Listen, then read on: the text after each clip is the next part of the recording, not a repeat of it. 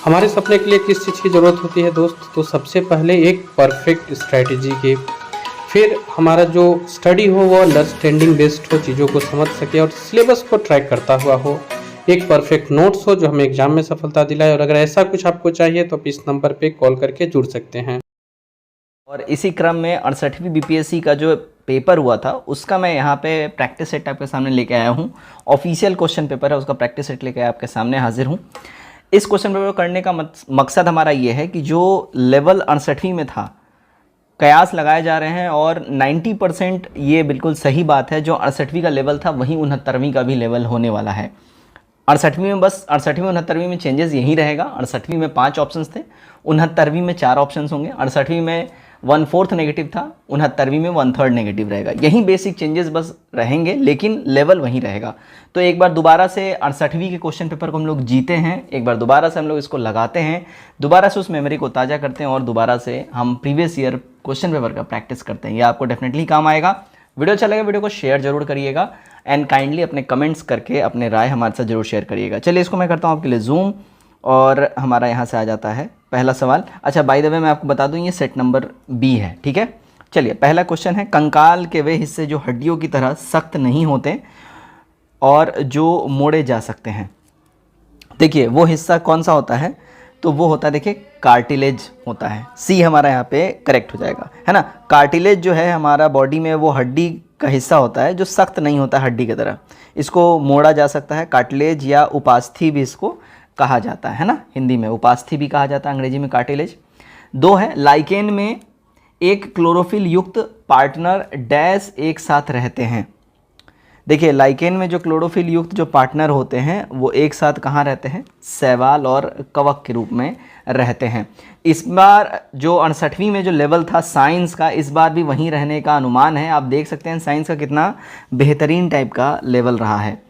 Number 3 देखिएगा, मादा anopheles को मादा क्यूलेक्स से अलग किया जा सकता है क्योंकि यह बैठती है, ध्यान दीजिएगा, यह कहाँ बैठती है, तो ये अंध स्तर के साथ एक कोण पर बैठती है, ध्यान रखिएगा। मादा एनोफिलीज ये मलेरिया रोग की वाहक मच्छर होती है ना।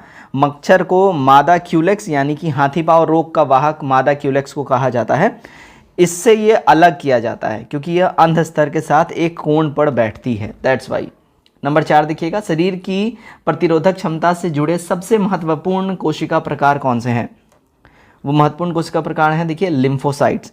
सी हमारा करेक्ट हो जाएगा। लिम्फोसाइट शरीर का जो है इसमें रोग प्रतिरोधक क्षमता ये उत्पन्न करती है और बेसिकली ये जो है श्वेत रुधाणु यानी कि WBC जो है ना इसमें क्रिएट्स होता है। चलिए नंबर 5 देखते हैं, मानव शरीर की मांसपेशियों के बारे में निम्नलिखित में से कौन सा कथन गलत है। मानव शरीर के मांसपेशियों के बारे में जो रॉन्ग स्टेटमेंट की बात करें तो मांसपेशियां केवल हड्डी को धक्का दे सकती हैं, यहाँ पे ये स्टेटमेंट गलत है। मानव शरीर का जो मांसपेशी होता है ना, ध्यान रखिएगा, ये मांसपेशी शरीर को संरचना डेवलपमेंट जो है हमारा स्ट्रक्चर है उसको वो प्रदान करती है और हड्डी को भी धक्का देती है। ऐसा नहीं है केवल हड्डी को ही धक्का देती है, इसलिए हमारा ए यहाँ पे सही हो जाएगा। नंबर 6 देखते हैं।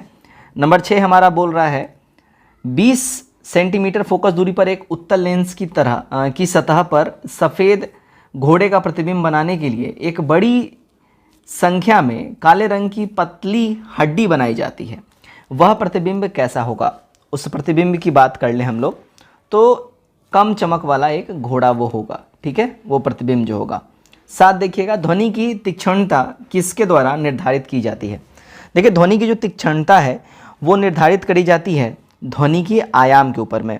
बी हमारा करेक्ट हो जाएगा। ध्वनि की तीक्ष्णता यानी कि लाउडनेस, जो एक तीखापन जो कानों में लगता है, एकदम तेज जो ध्वनि लगती है, वो ध्वनि की आयाम के वजह से ही होता है। 8 देखिएगा, निम्नलिखित में से कौन सा फोटो इलेक्ट्रिक उपकरण डिजिटल अनुप्रयोगों के लिए सबसे उपयुक्त है।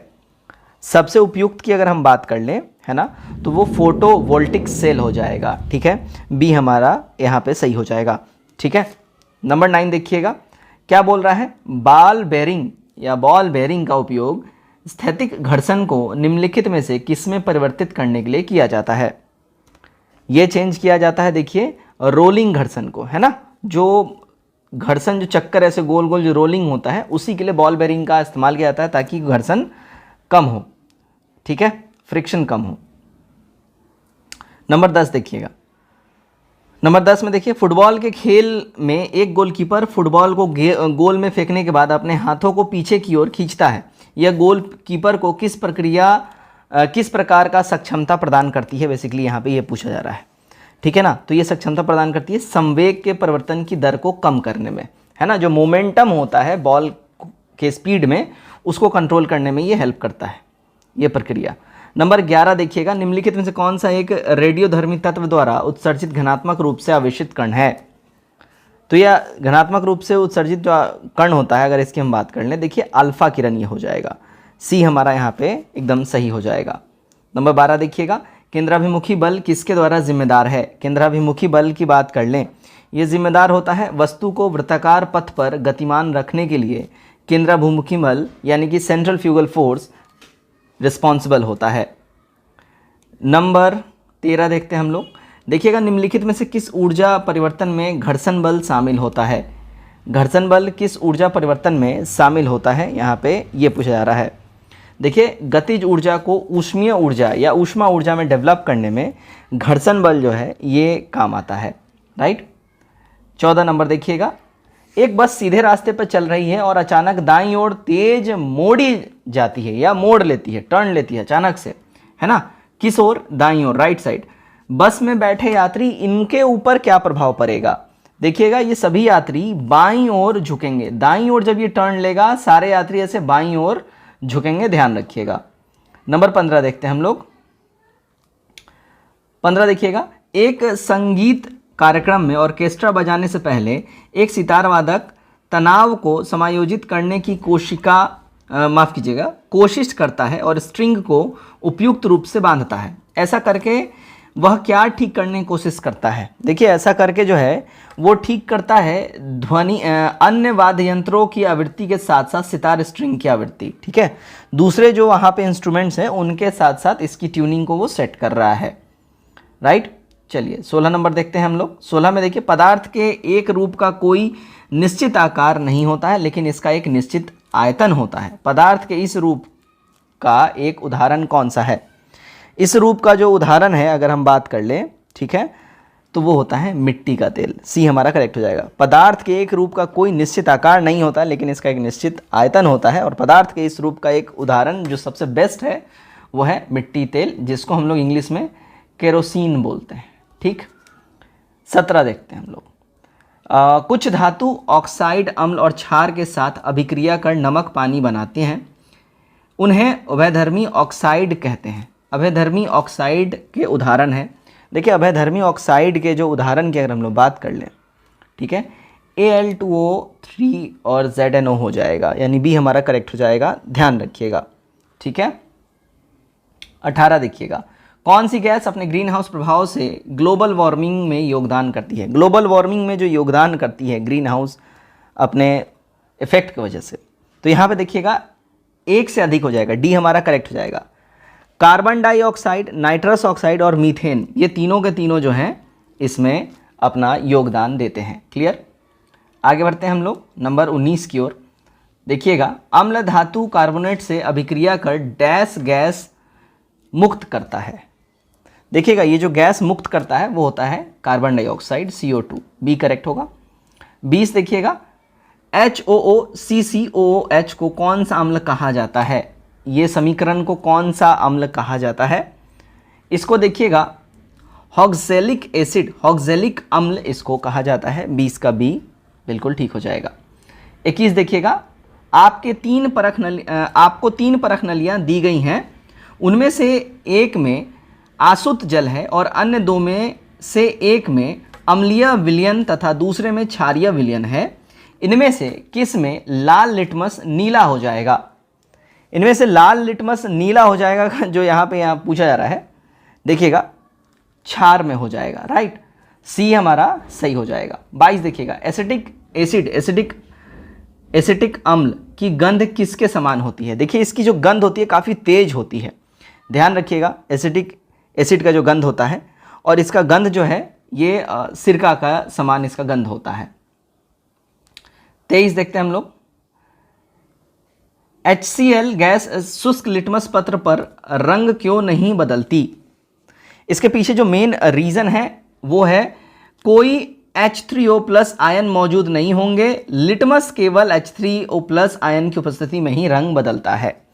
ठीक है, ध्यान रखिएगा इस बात का। तो हमारा करेक्ट हो जाएगा ऑप्शन नंबर सी। 24 देखिएगा, विषम का आपको यहाँ पे पता लगाना है, राइट।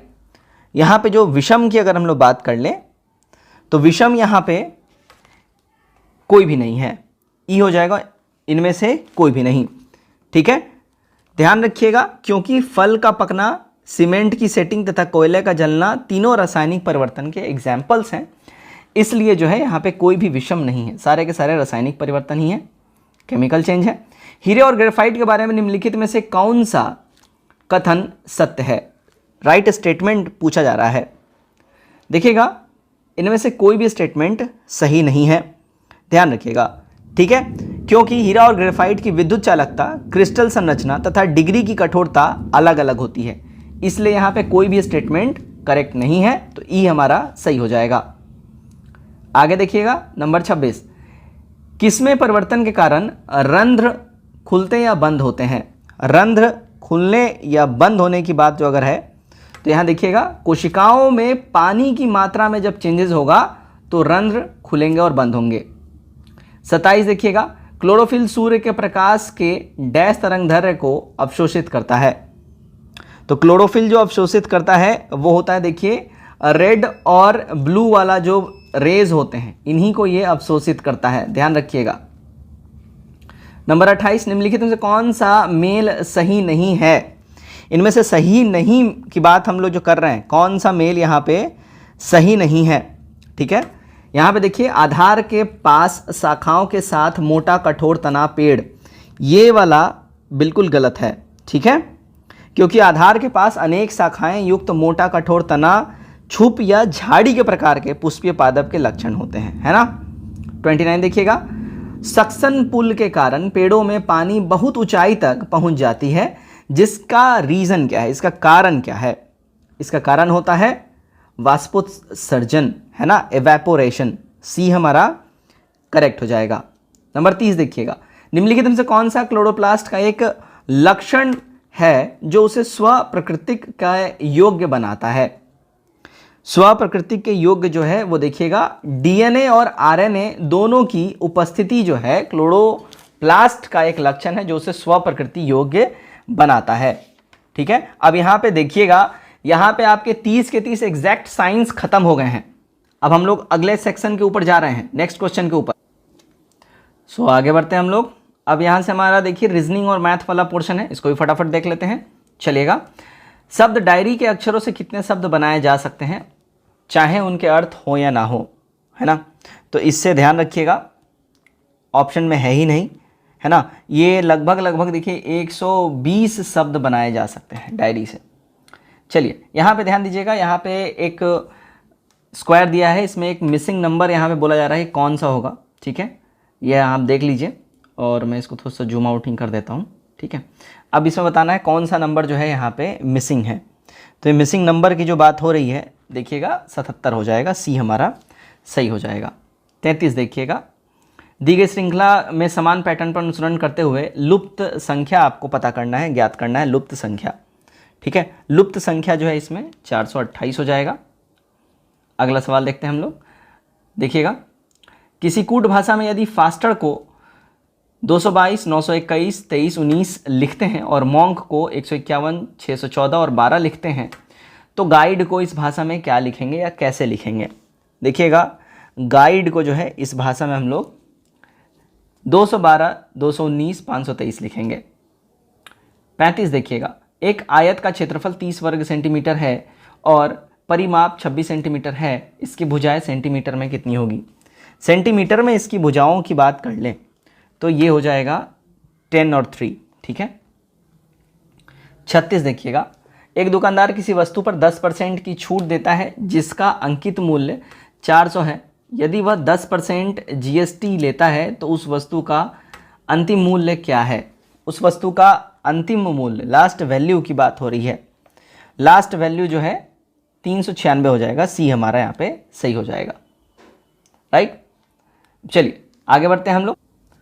नेक्स्ट है, निम्नलिखित शब्दों को तार्किक और सार्थक क्रम में सजाना है, बताना है आपको। तो तार्किक और सार्थक क्रम जो हो जाएगा हमारा यहाँ पे, ठीक है, देखिएगा सी हो जाएगा हमारा यहाँ पे, राइट। सबसे पहले यहाँ पे क्या हो जाएगा, है ना, तो देखिएगा सबसे पहले राष्ट्रपति, फिर उपराष्ट्रपति, फिर प्रधानमंत्री, फिर अध्यक्ष और फिर सांसद आते हैं। तो हमारा यहाँ पे सी वाला बिल्कुल तार्किक क्रम में हो जाएगा। 38 देखिएगा, चलिए देखिएगा, रेशमा अपनी संपत्ति का 1/4 एक धर्मार्थ संगठन को देती है और बची हुई संपत्ति को अपने 3 बच्चों में बराबर बांटती है। प्रत्येक बच्चे को मिलने वाली संपत्ति का भाग कितना होगा?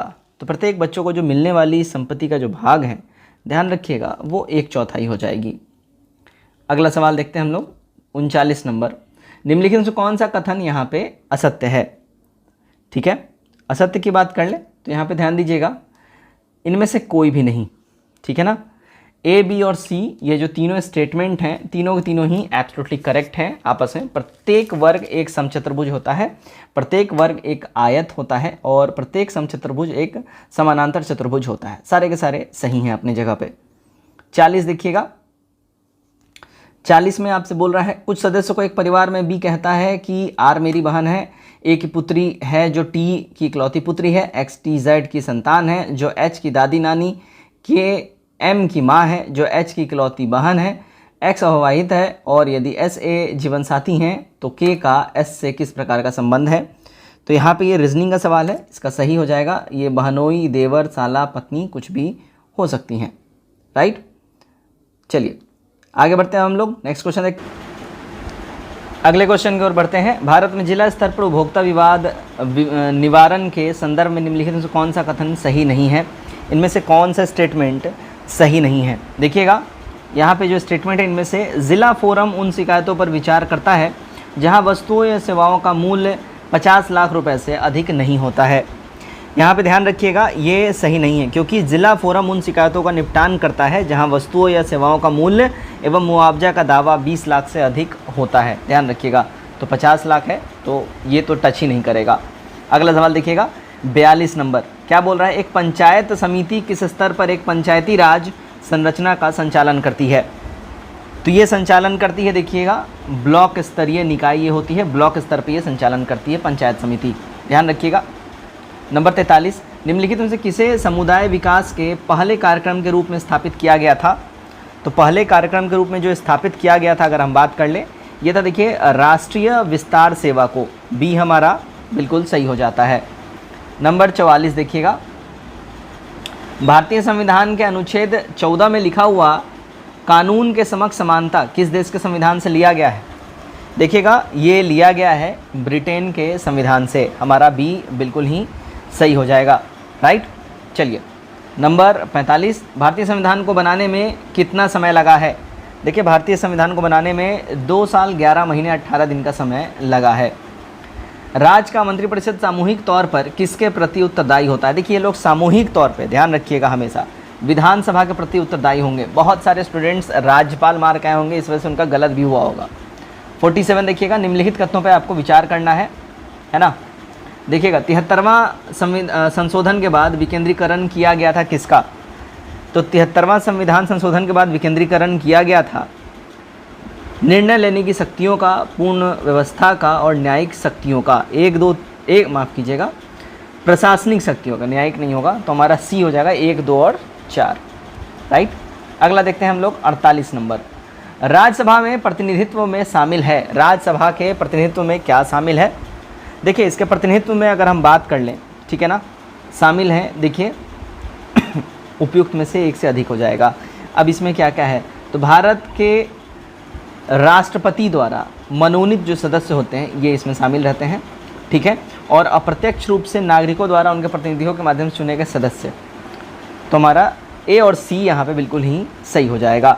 ध्यान रखिएगा, तो राज्यसभा के प्रतिनिधित्व में भारत के राष्ट्रपति द्वारा मनोनीत सदस्य और अप्रत्यक्ष रूप से नागरिकों द्वारा प्रतिनिधियों के माध्यम से चुने गए शामिल इसमें होते हैं।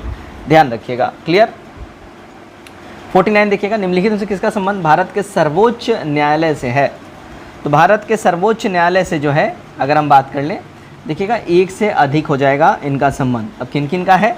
अगर हम इसकी बात कर लें, देखिए कॉलेजियम प्रणाली का संबंध हो जाएगा, है ना, अपीलीय अधिकार का यहाँ पे संबंध हो जाएगा, राइट, और मूल अधिकार भी इससे रिलेटेड हो जाएगा सर्वोच्च न्यायालय से आर्टिकल 32 तहत, है ना, ये आपका मूल अधिकार है कि अगर आपके फंडामेंटल राइट्स का अवहेलना हो आप वहाँ जा सकते हैं। 50 देखते हैं, 73वें संविधान संशोधन नियम के तहत पंचायती राज संस्थाओं में चुनाव लड़ने के लिए न्यूनतम कितनी आयु होनी कंपलसरी है, आवश्यक है? तो मिनिमम जो है एज आपकी 21 ईयर्स होनी चाहिए, 21 साल होनी चाहिए, राइट। आगे बढ़ते हैं हम लोग, देखिए भाई 51 नंबर, वर्ष 2020-22 के लिए सबसे कम महिला कार्यबल भागीदारी दर कितने प्रतिशत पर बिहार में दर्ज किया गया है? देखिएगा ये दर्ज किया गया है 4% ग्रामीण क्षेत्र में और 6.5% शहरी क्षेत्र के अंदर में। बी हमारा यहाँ पे ठीक हो जाता है, राइट। 52 देखिएगा, ठीक है, अधिकतम कर उद्योग किस जिले में है? ज़्यादातर जो कर उद्योग हैं, है ना, वो किस जिले के अंदर में है? ध्यान रखिएगा, अधिकतम कर उद्योग जो है, अगर इसकी हम बात करें, सबसे पहले जान लीजिए 52 नंबर क्वेश्चन को कैंसिल कर दिया गया था, रद्द कर दिया गया था, क्योंकि इसकी संरचना सही नहीं हुई थी, यानी क्वेश्चन ही गलत है, इसको सही नहीं बनाया गया था, इसलिए हम लोग इसको देखेंगे नहीं। और ये मैं आपको ऑफिशियल आंसर की से आंसर बता रहा हूँ, ठीक है, तो इसलिए इसको कैंसिल कर दिया गया था 52 नंबर सवाल को, ध्यान रखिएगा। 53 देखते हैं क्या बोल रहा है, देखिएगा, केंद्रीय स्वास्थ्य एवं परिवार कल्याण मंत्रालय द्वारा 24 नवंबर 2021 को प्रकाशित राष्ट्रीय परिवार सर्वेक्षण 5 के अनुसार बिहार में लिंग अनुपात में काफ़ी अच्छा सुधार हुआ है। यह 2015-16 में डैश से बढ़कर 2020-22 में डैश हो गया है। तो ये कितना हो गया है भाई? तो देखिए 1062 से बढ़ के 1090 हो गया है, ठीक है। तो ये बहुत बढ़िया लिंग अनुपात में सुधार है। 54 देखिएगा, बिहार आर्थिक सर्वेक्षण 21-22 के अनुसार 2020-21 में बिहार के सकल राज्य घरेलू उत्पाद GSDP की वृद्धि दर रही है, कितनी रही है? तो ये वृद्धि दर की अगर हम लोग बात कर लें, ध्यान रखिएगा 2.5% रही है, ठीक है। चलिए आगे बढ़ते हैं हम लोग नंबर 55 की ओर। निम्नलिखित में से कौन सा बिहार की अर्थव्यवस्था के मामले में सही है? बिहार की अर्थव्यवस्था के मामले में सही की अगर हम लोग बात कर लें, यहाँ पे ध्यान दीजिएगा, एक से अधिक स्टेटमेंट यहाँ पे ठीक है। बिहार की अर्थव्यवस्था संदर्भ में, है ना, यहाँ पे देखिए अर्थव्यवस्था का व्यावसायिक ढांचा ऊपर से स्थिर है। भारत में सबसे कम विकास दर में से एक है जो 2.5% का है, और बिहार में अधिकतर प्राथमिक वस्तुओं का उत्पादन होता है, ठीक है। चलिए आगे बढ़ते हैं हम लोग 56 पे। SEZ अधिनियम 2005 के उद्देश्य क्या हैं? SEZ अधिनियम 2005 के देखिए सर, करेक्ट जो हमारा आंसर हो जाएगा वो ऑप्शन नंबर बी हो जाएगा, यानी तीनों सही है यहाँ पे। अतिरिक्त आर्थिक गतिविधियों का उत्पादन करना, वस्तु और सेवाओं के निर्यात को बढ़ावा देना और रोजगार का निर्माण, तीनों ही हमारे यहाँ पे बिल्कुल ही ठीक हो जाएंगे। कृषि विपणन प्रणाली में सुधार के लिए भारत सरकार द्वारा अपनाया गया नीतिगत उपाय क्या है? राइट, अगर हम इसकी बात कर लें तो यहाँ पे हमारा सही हो जाएगा। देखिएगा एक से अधिक स्टेटमेंट हमारे यहाँ पे ठीक है, ठीक है। कृषि विपणन प्रणाली में सुधार के लिए भारत सरकार द्वारा अपनाया गया जो नीतिगत उपाय है उसमें PDS न्यूनतम MSP तथा बफर स्टॉक का रखरखाव है, ठीक है। तो हमारा सारा स्टेटमेंट यहाँ पे ठीक हो जाएगा। 58 देखिएगा, किस समिति ने प्रतिस्पर्धा अधिनियम 2002 को अधिनियमित करने का सुझाव दिया है? तो यहाँ पे जो अधिनियमित करने का सुझाव की अगर हम बात कर लें, ये देखिएगा SVS राघवन समिति के द्वारा ये दिया गया है। अब यहाँ पे आते हैं हम लोग सूची 1 को सूची 2 से आपको मिलाना है, ठीक है। चलिए जी, सूची 1 को सूची 2 से यहाँ पे मिलान करवाना है। देखिएगा यहाँ पे धूसर क्रांति, ये प्याज उत्पादन से इसका संबंध हो जाएगा। गुलाबी क्रांति टमाटर और मांस उत्पादन से इसका संबंध हो जाएगा। रजत क्रांति अंडे उत्पादन से इसका संबंध हो जाएगा। और लाल क्रांति उर्वरक या फर्टिलाइज़र उत्पादन से इसका हो जाएगा। सही कूट जो है हमारा जो है देखिएगा बी वाला, ओके।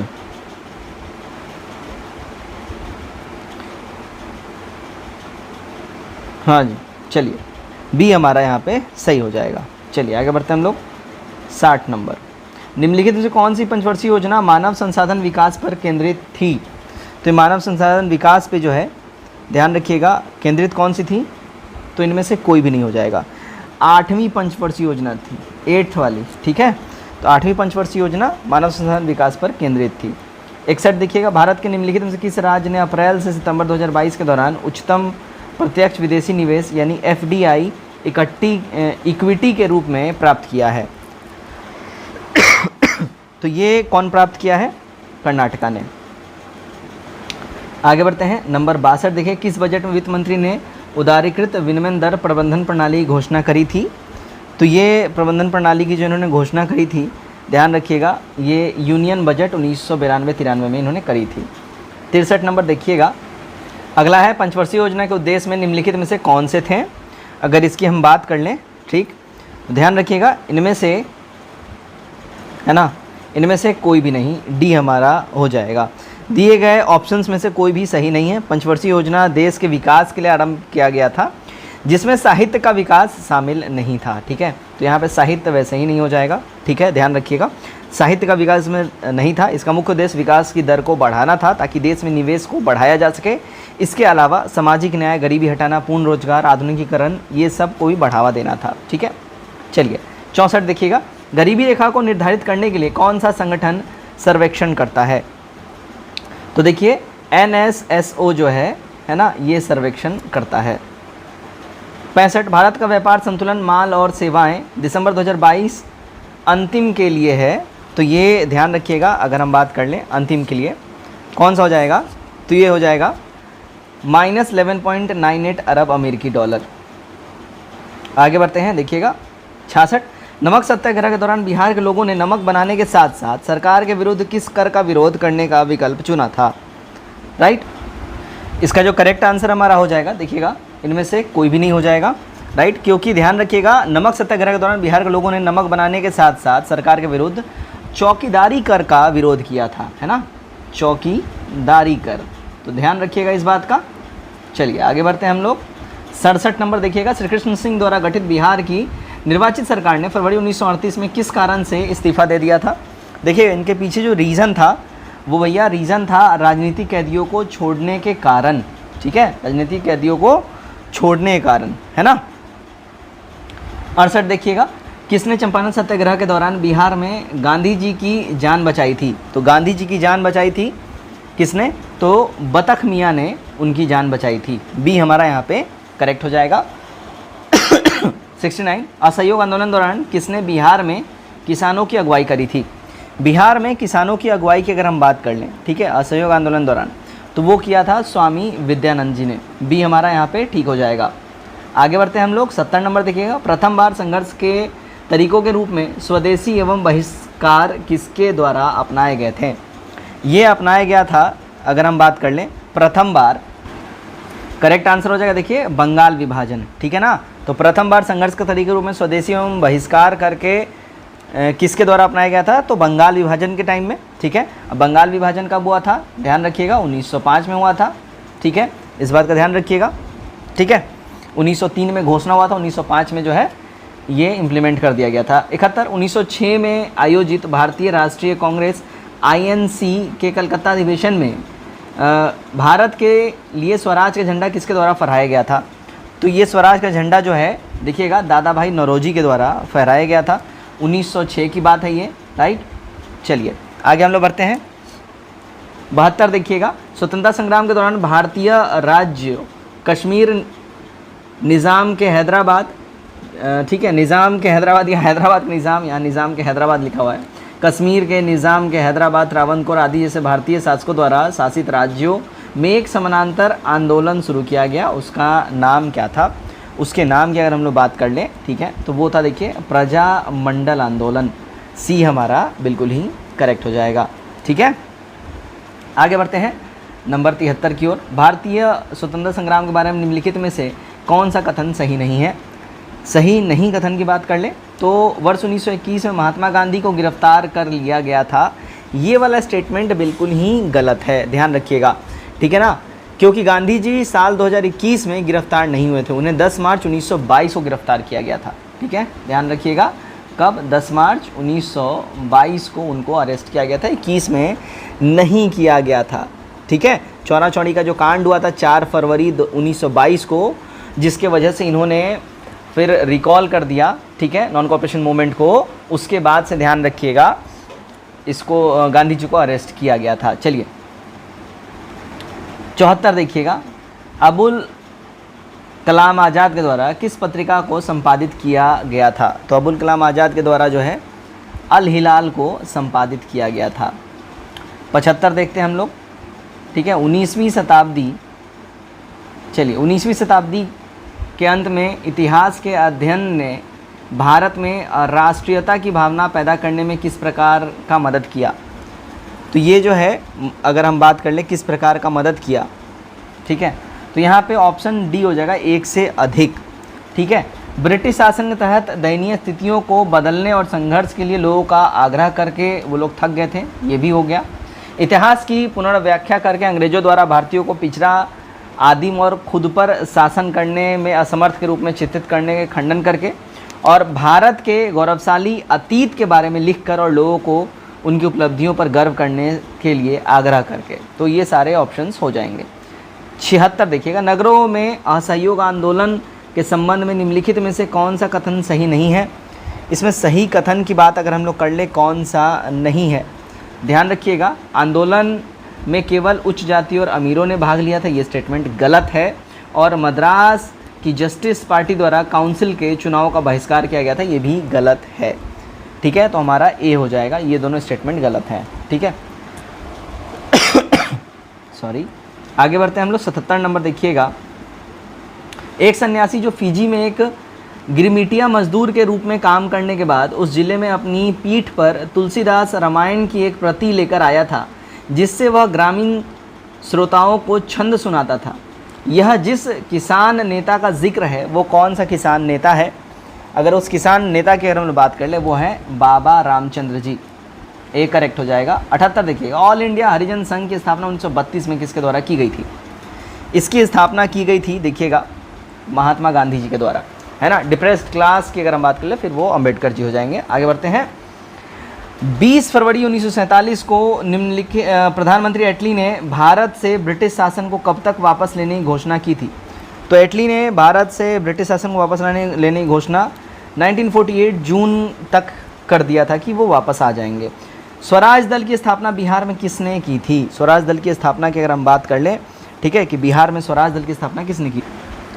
करेक्ट हमारा आंसर हो जाएगा option number B, Shri Krishna Singh ने, राइट। चलिए आगे बढ़ते हैं।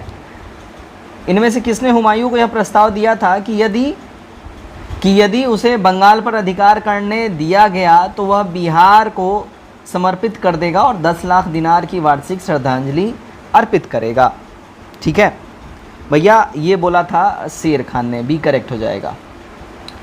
विक्रमशिला विश्वविद्यालय किनके द्वारा स्थापित किया गया था? देखिए, विक्रमशिला विश्वविद्यालय की बात कर लें, ये धर्मपाल के द्वारा, पाल वंश के ये शासक थे धर्मपाल, इनके द्वारा ही इस्टेब्लिश किया गया था। कब? 770 ईस्वी में, ठीक है, ध्यान रखिएगा। वो सिंहासन में बैठे थे और 40 वर्षों तक उन्होंने शासन किया था और अपने शासन के दौरान ही इन्होंने इसकी स्थापना करवाई थी, विक्रमशिला विश्वविद्यालय की। कहाँ पे है ये? भागलपुर में, ध्यान रखिएगा, राइट।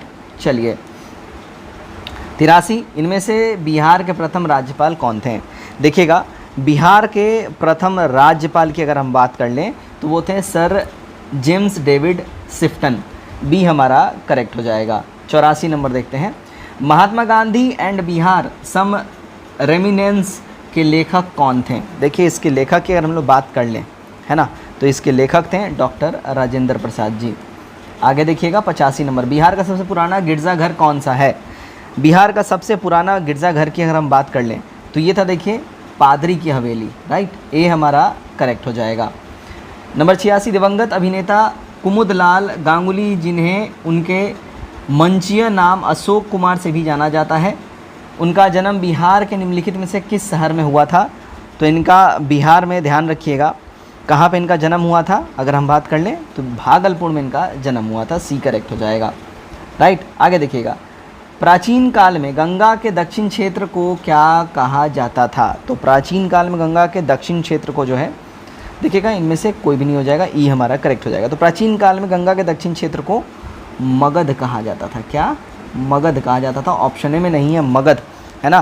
प्राचीन, ध्यान रखिएगा, मगध प्राचीन भारत के 16 महाजनपदों में डिवाइडेड था, 16 महाजनपद, है ना। और ध्यान रखिएगा, ये 16 महाजनपद का आपको नाम याद होना चाहिए। बिहार में 3 हुआ करते थे उस समय महाजनपद, है ना, अभी करंट बिहार के हिसाब से, तो ये आपको सब ध्यान होना चाहिए।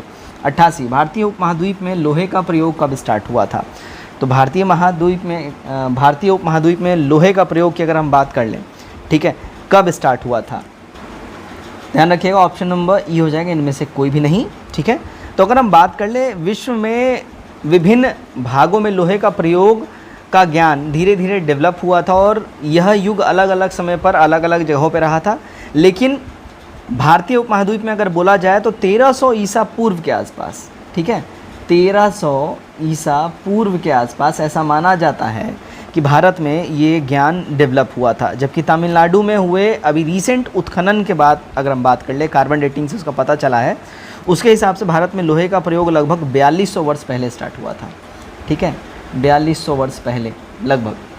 तो ये ध्यान रखिएगा, ऐसे 1300 ईसा पूर्व ज़्यादा एप्रोप्रिएट है, NCERTs में दिया हुआ है। दूसरी शताब्दी के आसपास रचित संस्कृत के शिलालेख के अनुसार सुदर्शन झील की एक कृत्रिम जलाशय की मरम्मत किसने करी थी? तो इसकी मरम्मत करी थी रुद्रदामन ने, है ना, सी करेक्ट हो जाएगा, ध्यान रखिएगा इस बात का, है ना। तो दूसरी शताब्दी के आसपास रचित संस्कृत के शिलालेख के अनुसार मौर्यों द्वारा निर्मित सुदर्शन झील एक कृत्रिम जलाशय था, वहाँ पे इकट्ठा किया जाता था बारिश का पानी, और उसका मरम्मत रुद्रदामन ने करवाया था। रुद्रदामन जो है भारत के पश्चिमी क्षत्रप वंश का एक शक राजा था और सबसे ज़्यादा योग्य शासक अपने कुल का था। इसका शासन काल अगर हम बात कर लें 130 से लेके 150 ईस्वी तक माना जाता है, ठीक है। चलिए 90 देखिएगा, झांसी के पास देवगढ़ का मंदिर और इलाहाबाद के पास गढ़वा मंदिर में बनी मूर्तियाँ किस कला के महत्वपूर्ण अवशेष हैं? ये सब जो अवशेष की बात कर लें, ये हैं गुप्त कला के महत्वपूर्ण अवशेष। 91 देखिएगा, निम्नलिखित में से किस युद्ध में मुख्य विरोधियों का सही उल्लेख नहीं किया गया है ना। तो यहाँ पे देखिएगा, पानीपत, द्वितीय युद्ध, टीपू सुल्तान और मराठा, यहाँ पे ये स्टेटमेंट गलती है, ठीक है। पानीपत का जो द्वितीय युद्ध हुआ था उसमें हेमचंद्र यानी कि हेमू, जिसको विक्रमादित्य भी कहा जाता था, और अकबर की सेना के बीच में ये लड़ाई हुआ था, ठीक है। 92 दिल्ली सल्तनत के दौरान मुकदम या चौधरी पद का इस्तेमाल किसके लिए किया जाता था? देखिएगा, इसका इस्तेमाल किया जाता था गांव के सरपंच के रूप में, ठीक है, ध्यान रखिएगा, ये हमारा करेक्ट होगा। 93 तबकाते अकबरी, जिसे अभी कभी कभी अबुल फजल के अकबरनामा से अधिक विश्वसनीय माना जाता है, किसके द्वारा ये लिखा गया था? तबकाते अकबरी, ठीक है। तो तबकाते अकबरी के राइटर थे निज़ामुद्दीन अहमद, बी हमारा सही हो जाएगा। आगे बढ़ते हैं, इनमें से किस प्रसिद्ध शासक ने अपनी माता के नाम पर विजयनगर के पास नागलपुरम की एक उपनगरीय बस्ती जो है इसकी स्थापना करी थी? किसने किया था ये बताना है, ध्यान रखिएगा, ये करा था कृष्णदेव राय ने, ये करेक्ट हो जाएगा। 95 देखते हैं, 1940 में पटना महिला महाविद्यालय की स्थापना निम्नलिखित में से किस समाज द्वारा की गई थी? देखिएगा, हमारा यहाँ पे करेक्ट आंसर हो जाएगा option number A, Sisters of the Apostolic Carmel, right, A हमारा यहाँ पे बिल्कुल ही सही हो जाएगा। चलिए आगे बढ़ते हैं, नंबर 96, इनमें से किसे 1947 में भारत और पाकिस्तान के बीच अंतर्राष्ट्रीय सीमाएं खींचने के लिए स्थापित की गई 2 सीमा आयोग का नेतृत्व किया था? किसने किया था? ध्यान रखिएगा, ये किया था सिरिल रेडक्लिफ ने। 97 देखिएगा, किसे बंगाल में महलवारी बंदोबस्त प्रणाली की शुरुआत करी थी? किसने किया था बंगाल में महलवारी प्रणाली की शुरुआत? ये देखिएगा, हॉल्ट मैकेंजी के द्वारा ये स्टार्ट किया गया था, है ना। औपनिवेशिक प्रशासक हॉल्ट मैकेंजी के द्वारा इसको स्टार्ट किया गया था। यह व्यवस्था बंगाल प्रेसिडेंसी के आगरा और पंजाब के क्षेत्र में लागू किया गया था। 98 देखिएगा, 1940 में विनोबा भावे ने व्यक्तिगत सत्याग्रह कहाँ से स्टार्ट किया था? विनोबा भावे ने व्यक्तिगत सत्याग्रह जो है कहाँ से स्टार्ट किया था? पवनार, महाराष्ट्र से इन्होंने व्यक्तिगत सत्याग्रह स्टार्ट किया था, सी हमारा करेक्ट हो जाएगा।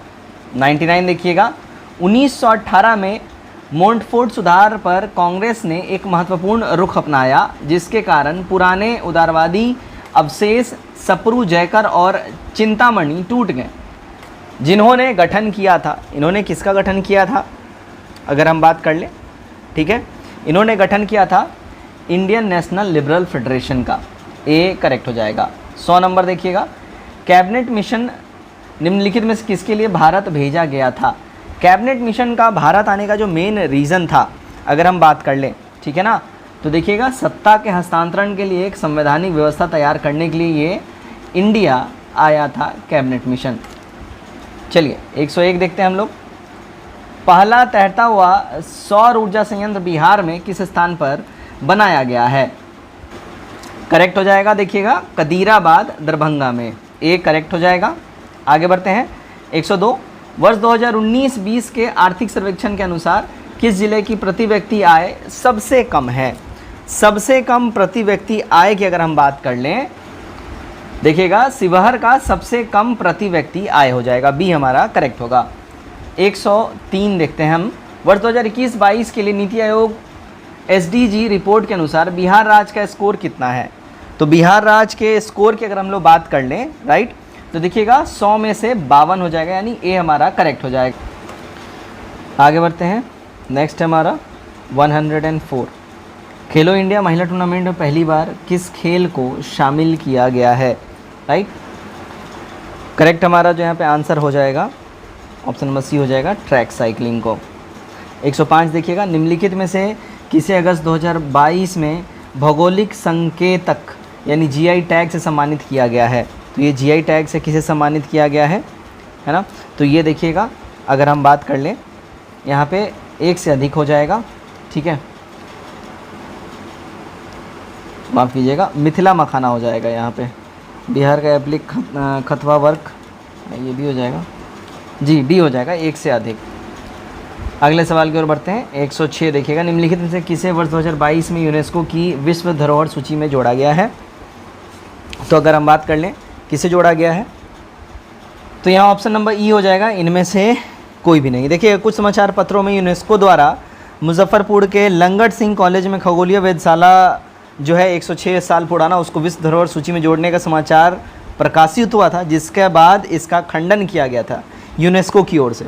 यूनेस्को ने साल 2022 में बिहार के किसी भी स्थल को विश्व धरोहर सूची में स्थान नहीं दिया है, तो हमारा ई करेक्ट हो जाएगा। और इसी वजह से काफ़ी पंगा भी हुआ था, ठीक है, ये वाला ऑप्शन सब मार के आए थे, पंगा भी हुआ था, जिस वजह से बहुत लोगों का गलती भी हुआ था। 107 देखिएगा, business reforms election plan BRAP द्वारा 2020 में व्यापार करने में आसानी में बिहार ने 36 राज्यों में डैश रैंक हासिल किया है, ठीक है, तो ये ध्यान रखिएगा, ऑप्शन नंबर ई हो जाएगा, उपयुक्त में से कोई भी नहीं, ठीक है। तो प्रश्न के अनुसार इनमें से कोई भी नहीं होगा। बिजनेस रिफॉर्म्स एप्लीकेशन 2020 में सूचना तक पहुंच, सिंगल विंडो सिस्टम, श्रम प्रवरण और भूमि प्रशासन और भूमि जैसे 15 व्यावसायिक नियमों क्षेत्रों को शामिल करते हुए 301 सुधार बिंदु पर बात किया गया था, तो इनमें से कोई भी नहीं होगा।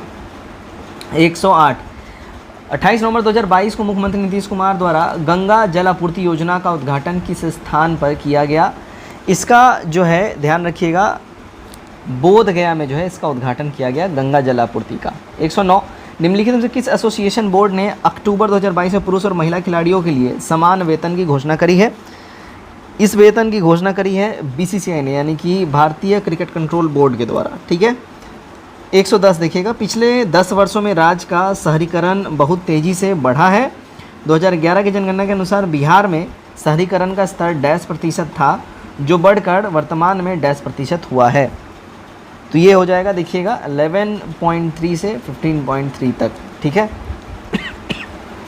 आगे बढ़ते हैं हम लोग। 111, निम्नलिखित में से किस केंद्रीय मंत्रालय ने हाल ही में 2022 में युवा 2.0 योजना का शुभारंभ किया है? तो युवा 2.0 योजना का शुभारंभ जो है ये देखिएगा शिक्षा मंत्रालय के द्वारा किया गया है। 112, गृह मंत्रालय ने नवंबर 2022 को देश की कितनी भाषाओं की फील्ड वीडियोग्राफी के साथ भारतीय मातृभाषा सर्वेक्षण कार्य को पूरा किया?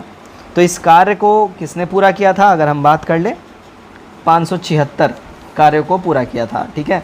निम्नलिखित में किस समिति ने 1 जनवरी 2026 से पूर्ण मूल्य निर्धारण स्वतंत्रता की सिफारिश करते हुए गैस मूल्य निर्धारण पर एक रिपोर्ट प्रस्तुत करी है? ये रिपोर्ट प्रस्तुत किया है, ध्यान रखिएगा, किरीट पारिख समिति के द्वारा। 114, निम्नलिखित में किस शहर को स्वच्छ सर्वेक्षण 2022 के अनुसार 5 सितारा यानी 5 स्टार कचरा मुक्त शहर रैंक से सम्मानित नहीं किया गया था। देखिएगा इसमें किसको नहीं किया गया था, तो ऑप्शन नंबर ई हो जाएगा, इनमें से कोई भी नहीं, है ना। तो स्वच्छता सर्वेक्षण में 5 स्टार रेटिंग में कचरा मुक्त शहर रैंकिंग सम्मानित शहर में सूरत था, भोपाल, मैसूर, विशाखापट्टनम, नवी मुंबई और तिरुपति था। ठीक है, तो ये सारे के सारे हो जाएंगे। ठीक है, नहीं किया गया था यहाँ बात हो रही है, तो इनमें से कोई भी नहीं है क्योंकि ये सारे के सारे इसमें हैं। ओके 115 प्रधानमंत्री ने निम्नलिखित से किस स्थान पर पहला ग्रीनफील्ड हवाई अड्डा डोनी पोलो हवाई अड्डा का उद्घाटन किया है। इसका उद्घाटन जो है ध्यान रखिएगा ईटानगर में हुआ है, ध्यान रखिएगा, अरुणाचल प्रदेश में। ठीक है, आगे बढ़ते हैं हम लोग। 116 किस जानवर को नवंबर 2022 में भारतीय खाद्य सुरक्षा और मानक प्राधिकरण यानी FSSAI द्वारा एक खाद्य पशु के रूप में अनुमोदित किया गया है। तो ये अनुमोदित किया गया है, ध्यान रखिएगा, किसके द्वारा, हिमालयी याक के द्वारा। 117 देखिएगा भारत का पहला फ्लोटिंग वित्तीय साक्षरता शिविर हाल ही में इंडिया पोस्ट पेमेंट्स बैंक द्वारा निम्नलिखित में से किस स्थान पर आयोजित किया गया था। इसका आयोजन जो है अगर हम बात कर ले, ठीक है, कहाँ हुआ था, तो श्रीनगर में हुआ था, ध्यान रखिएगा। आगे बढ़ते हैं 118 देख लेते हैं हम लोग। भारत के राष्ट्रपति ने निम्नलिखित में से किस IIT में परम कामरूप सुपर कंप्यूटर सुविधा का उद्घाटन किया है। तो परम कामरूप सुपर कंप्यूटर का जो है उद्घाटन अगर हम बात कर लें, ये गुवाहाटी में हुआ है, IIT गुवाहाटी। ठीक है, आगे बढ़ते हैं 119 देखिएगा 8 अक्टूबर 2022 को मनाए गए 90वें भारतीय वायु सेना दिवस पर 80 वायुयानों के घंटे भर का हवाई प्रदर्शन निम्नलिखित में से किस स्थान पर आयोजित किया गया था।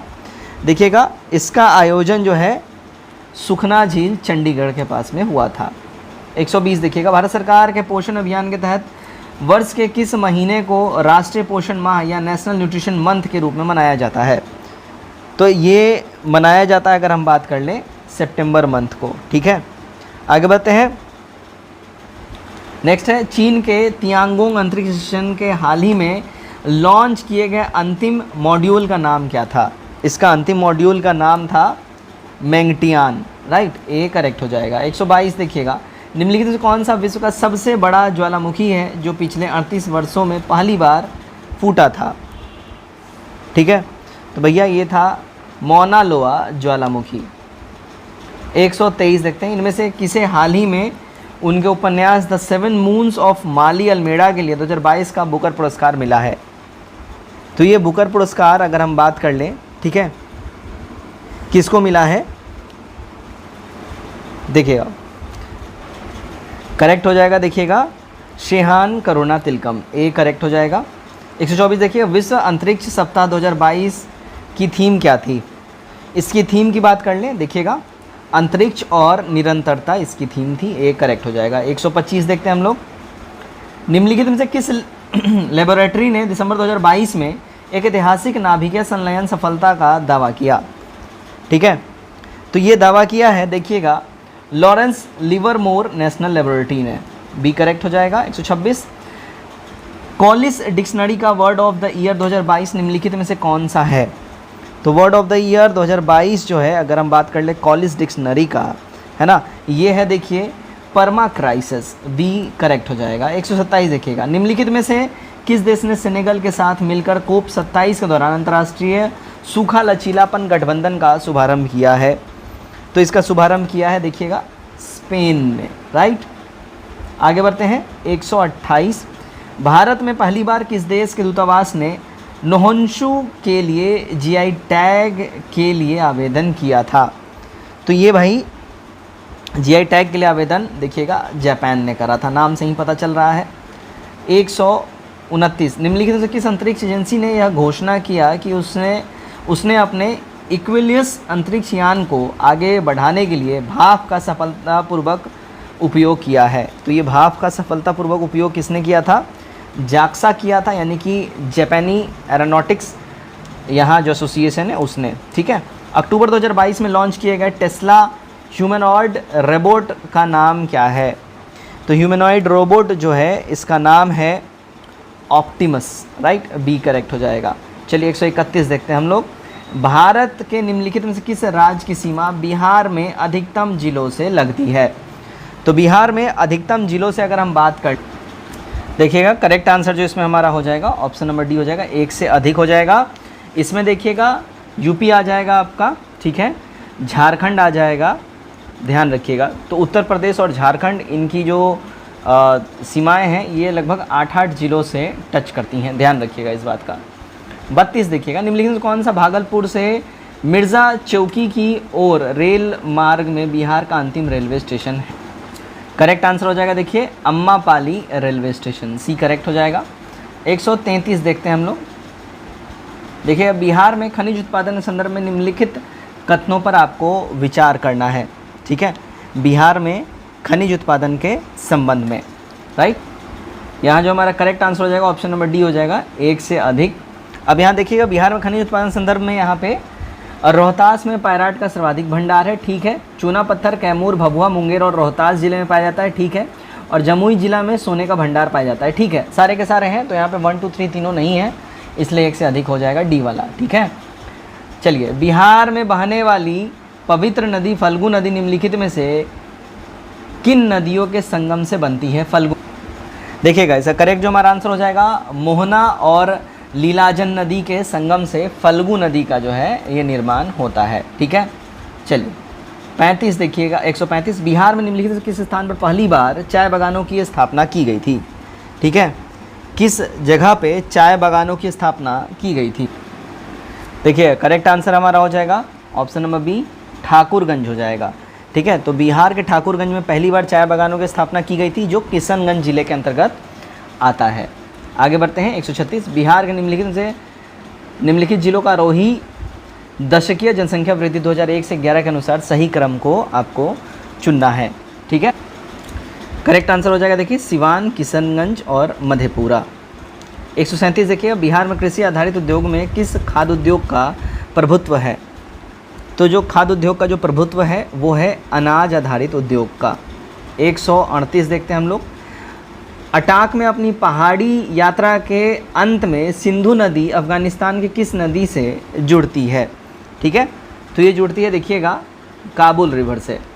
139, निम्नलिखित में कौन सा विश्व में सुप्रचारित वन्यजीव अभियान है जिसे 1973 में शुरू किया गया था?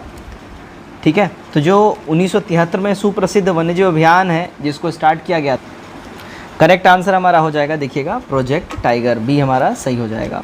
क्षोभ मंडल के बारे में निम्नलिखित में से कौन सा कथन यहाँ पे सही है? क्षोभ मंडल के बारे में जो स्टेटमेंट सही है, इसकी एवरेज हाइट 13 किलोमीटर रहती है पृथ्वी जमीन तल से, ठीक है, पृथ्वी तल से, तो ये हमारा यहाँ ठीक हो जाएगा। 141, पेंजिया से टूटे हुए दक्षिणी महाद्वीप को क्या कहते हैं?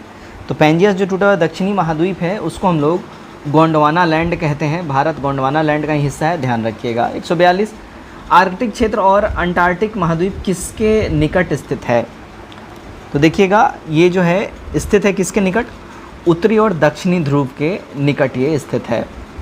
143, म्यांमार के साथ भारत के किन राज्यों की सीमाएं मिलती हैं? तो म्यांमार के साथ जो राज्यों की सीमाएं मिलती हैं अगर हम उनकी बात कर लें, देखिए अरुणाचल प्रदेश, नागालैंड, मणिपुर और मिज़ोरम, बी करेक्ट हो जाएगा।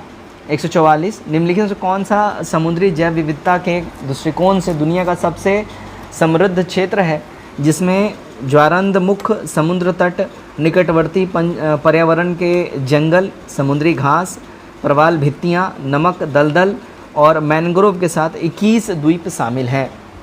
अगर हम इसकी बात कर लें कौन सा होगा, ठीक है, ध्यान दीजिएगा यहाँ पे, देखिए करेक्ट आंसर हो जाएगा मन्नार खाड़ी बायोस्फीयर रिजर्व, बी हमारा यहाँ पे बिल्कुल ही सही हो जाएगा। 145 देखिएगा, कोपेन की वर्गीकरण योजना के अनुसार उत्तर प्रदेश और बिहार किस प्रकार के जलवायु प्रदेश में आते हैं? तो भैया ये आते हैं देखिए CWG जलवायु प्रदेश में। 146, भारत की क्षेत्रीय सीमा तट से कितनी समुद्री मील किलोमीटर तक समुद्र की ओर फैली हुई है? तो अगर इसकी हम बात कर लें, है ना, तो इसका फैलाव जो है ध्यान रखिएगा 12 समुद्री मील लगभग 21.9 किलोमीटर तक ये फैला हुआ है। 147 देखते हैं हम लोग, भारत में निम्नलिखित में से कौन सी नदी घाटी कोयले के भंडार से समृद्ध है? तो कोयले के भंडार जो समृद्ध नदी घाटी है अगर हम बात कर लें, तो यहाँ देखिएगा 1 से अधिक हो जाएगा। तो भारत में महानदी, दामोदर नदी और सोन नदी, ये तीनों ही है ना कोयले भंडार से समृद्ध हैं। 148 भारत में चीनी उद्योग के बारे में निम्नलिखित में से कौन सा कथन सही है?